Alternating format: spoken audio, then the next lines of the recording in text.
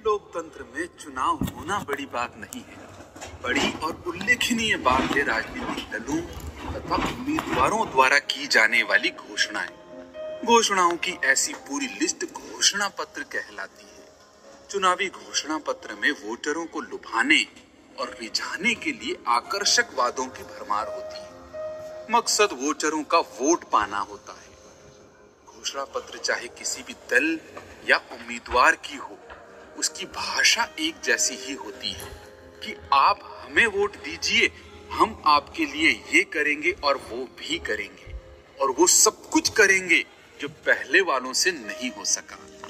महाशय दिलखुश लाल जी को अचानक चुनाव लड़ने तथा जनता जनार्दन की सेवा करने का शौक चल रहा। वे मेयर बनकर फतेहाल नगर की सेवा करना चाहते थे। वे भले आदमी थे और भला आदमी हमेशा भला ही सोचता है। लेकिन चुनाव लड़ना और जीतना यह कोई हंसी खेल नहीं है। इस काम में अच्छे अच्छों को नानी याद आ जाती है। बेचारे दिलखुश लाल जी तो इस फील्ड में एकदम नए थे। इसके लिए उन्हें किसी न किसी पार्टी का टिकट चाहिए था, क्योंकि किसी पार्टी के उम्मीदवार का चुनाव जीतने की संभावना अधिक होती है बनिस्बत किसी निर्दलीय उम्मीदवार के। भाई दिलखुश लाल को भरोसा था कि चुनाव लड़ने वाली 2500 पार्टियों में से कोई न कोई पार्टी उन्हें टिकट दे ही देगा। वे नियम से इस पार्टी से उस पार्टी के दफ्तर का चक्कर काटने लगे। उन्हें ना तो किसी पार्टी ने नहीं कहा और ना ही हाँ कहा। बस उन्हें गोल मोल और रटा रटाया जवाब मिलता रहा कि देखेंगे। पहले विरोधी दल के उम्मीदवार का नाम देख लें, तब देखेंगे कि हम किसे उम्मीदवार बनाएं। आप तैयारी में रहें। कोई कहता कि आपका नाम हाईकमान को विचार के लिए भेज दिया गया है, आप चुनाव लड़ने की तैयारी करते रहें। कोई कहता कि आप पहले हमारे पार्टी फंड में चंदा दीजिए, हमारे यहाँ चंदे के वजन के हिसाब से टिकट फाइनल होता है। दिलखुश लाल की चुनाव लड़ने में गहरी दिलचस्पी देखकर थोड़े से अवसरवादी छुट भैया नेता भी उनके साथ हो लिए, जिनका काम दिलखुश भैया की हाँ में हाँ मिलाना ही था। वे दिलखुश लाल जी को अपनी चिकनी चुपड़ी बातों से खुश करते थे और दिलखुश लाल जी उन्हें अपना खर्चा पानी देकर खुश करते थे। आखिरकार फतेहाल नगर म्युनिसिपैलिटी के चुनाव का ऐलान हो गया। दिलखुश लाल जी ने फॉर्म खरीद लिया, सब खाना पूर्ति कर लिया, केवल पार्टी के नाम का जगह खाली छोड़ रखा था। एक एक कर सभी पार्टियों के उम्मीदवार पर्चा दाखिल करते रहे। छूछे रहे तो दिलखुश भैया। छुट भैयों ने देखा कि यह आसामी चुनाव में 20-22 लाख रुपए खर्च करने की हैसियत रखता है। तब उन्होंने दिलखुश लाल जी को जोश दिलाते हुए कहा कि आप जैसे महान नेता का तिरस्कार करना सभी दलों को भारी पड़ने वाला है। भैया आप निर्दलीय चुनाव लड़ो, पब्लिक आपके साथ है। फतेहाल नगर आपकी ओर बहुत उम्मीदों से देख रहा है। इसकी तस्वीर आप ही बदल सकते हैं। आग तेज हो तो बासी कड़ी में भी जल्दी उबाल आ जाता है। दिलखुश लाल जी तो पहले से ही गर्म थे। छुट भैयों के आगे 2000 गड्डी उछाली और कहा तैयारी करो, हम कल शुभ मुहूर्त में चुनावी पर्चा दाखिल करेंगे। दूसरे दिन सुबह से ही 2000 लोग भाई दिलखुश लाल के दरवाजे पर आ डटे, जो गगन भेदी नारे लगा रहे थे। हमारा नेता कैसा हो, दिलखुश भैया जैसा हो। बाजे गाजे और धूम धड़ाके के साथ दिलखुश लाल उम्मीदवारी का पर्चा दाखिल करने गए। पीछे पीछे हजारों समर्थकों की भीड़। फतेहाल नगर में दिलखुश भैया का नाम चर्चा में आ गया। यह तो महज शुरुआत थी। असली ट्विस्ट तब आया जब चुनाव में सिर्फ 3 रोज बाकी थे। उनके चमचों ने चुनाव प्रचार से लौटकर कहा, भैया अभी आप 2 नंबर की पोजीशन पर हैं। कुछ ऐसा ऐलान करो कि बाकी के उम्मीदवार पानी मांगते हुए नजर आए।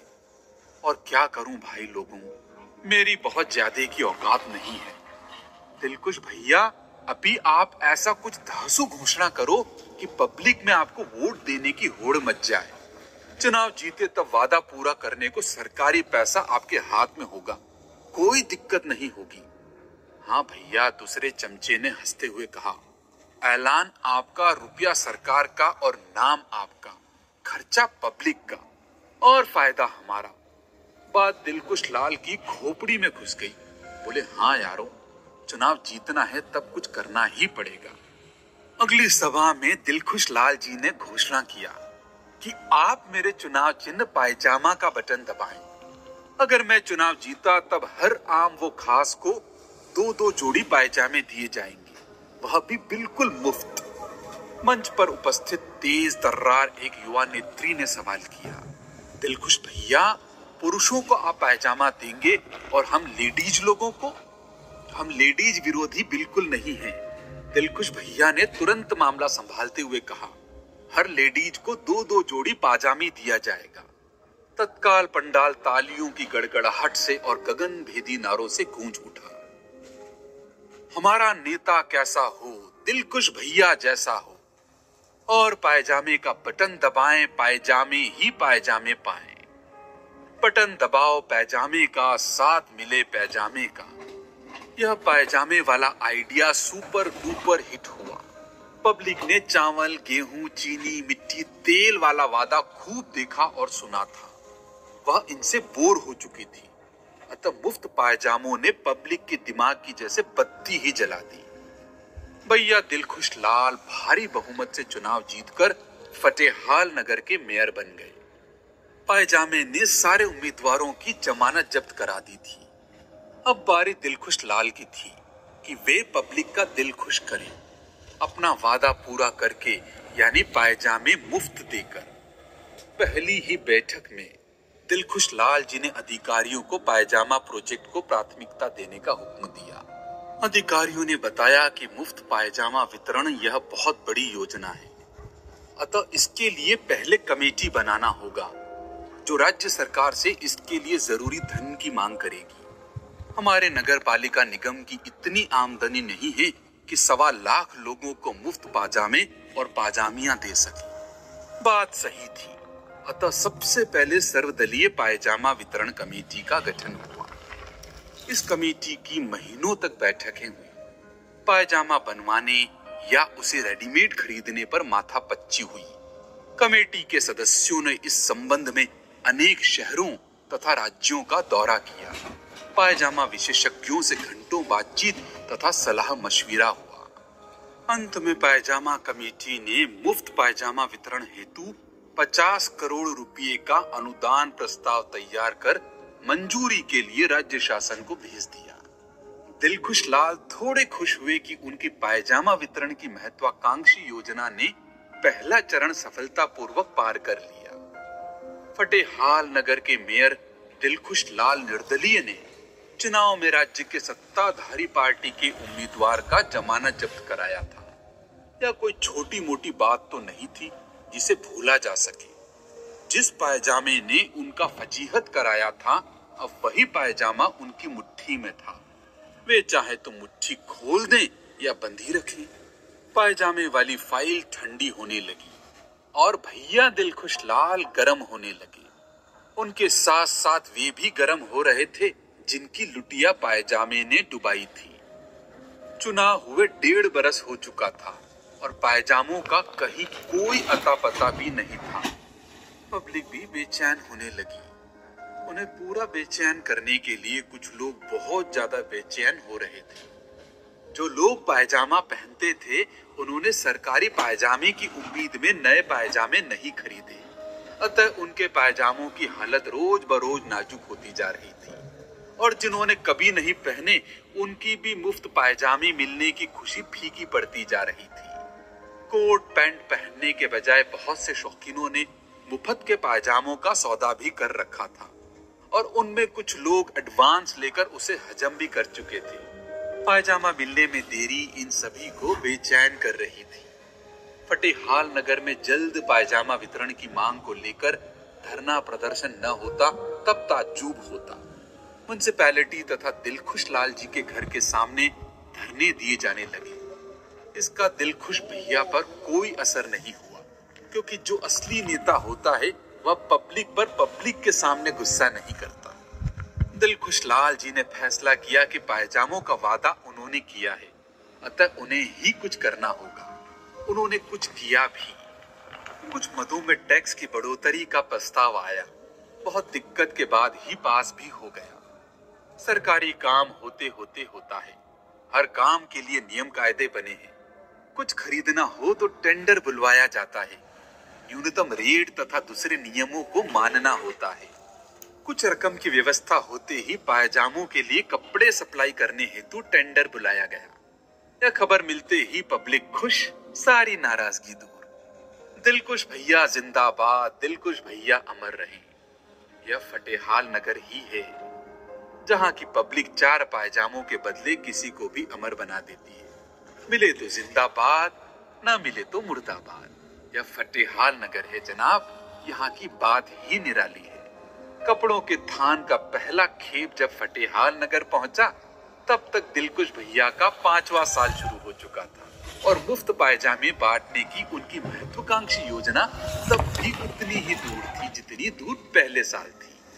उन्होंने पायजामों की सिलाई के लिए टेंडर मंगा लिया। सिलाई का टेंडर दिवालिया नगर की चटपटी सिलाई कंपनी प्राइवेट लिमिटेड के नाम से निकला। दिलखुश लाल के विरोधी तुरंत सक्रिय हुए और ऐलान किया कि स्थानीय कारीगरों से पायजामे बनवाए जाए, वरना हम बाहरी फर्म को तो यहाँ काम नहीं करने देंगे। लोकल लोगों को भी रोजगार तथा रोजगार के अवसर मिलने ही चाहिए। काफी जद्दोजहद के बाद चटपटी सिलाई कंपनी लोकल टेलर्स को काम देने को राजी हुई। फिर एक दिन दिलखुश लाल की ओर से मुनादी कराया गया कि पायजामा लेने के इच्छुक स्त्री पुरुष अपने पहचान पत्रों के साथ रावण भाटा मैदान, क्रिकेट ग्राउंड तथा कॉलेज मैदान में उपस्थित होकर अपना रजिस्ट्रेशन करा ले। फिर क्या था, सारा नगर उक्त स्थानों की ओर दौड़ पड़ा। रजिस्ट्रेशन टेबलों के सामने लंबी लंबी लाइनें लग गई। धक्का मुक्की और वाद विवाद के बाद मारपीट की नौबत आ गई। बात इतनी बड़ी कि पुलिस को भी अपना हाथ दिखाने का मौका मिला। 100-2 को लाठियां और डंडे मिले। 50-60 लोगों से पुलिस ने एक तरफा रिश्तेदारी कायम की। 15-20 को थाने में बैठाया, तब कहीं जाकर भीड़ नियंत्रित हुई। हफ्ता 10 दिन में रजिस्ट्रेशन का काम पूरा हुआ। फिर आई नाप देने की बारी। टेलर अपने हिसाब से नाप लेते रहे और पब्लिक देती रही।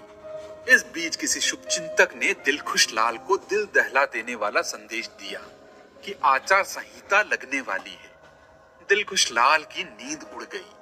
भैया जल्दी करो, आधे कटिंग करो और आधे सिलाई शुरू करो। उनके ऐसा बार बार मनुहार करने पर भी काम ने गति नहीं पकड़ा। दिलखुश लाल ने चटपटी कंपनी के मुखिया से संपर्क किया और उसे खुश करने के बाद अपनी समस्या बताई। मुखिया ने कहा, इतने कम समय में पायजामे तो नहीं बन सकते। हाँ, आपकी मुश्किल कम जरूर कर सकता हूँ। कैसे करेंगे?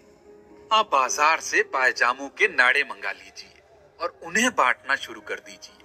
यूं आपकी 2 बार जय जयकार होगी, नाड़ा देते वक्त और पायजामा बांटते वक्त। नाड़ों से क्या होगा भाई, वादा पायजामे का है। कुछ तो होगा दिलखुश भैया, चटपटी के मुखिया ने कहा। आप आचार संहिता लगने से पहले पब्लिक को नाड़ा बांट दो, वह खुश हो जाएगी कि कुछ तो मिला। पायजामा चुनाव होने के बाद बांट देना।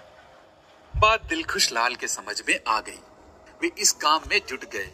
बकायदा नाड़ा वितरण मेला आयोजित कर पायजामों का नाड़ा बंटने लगा।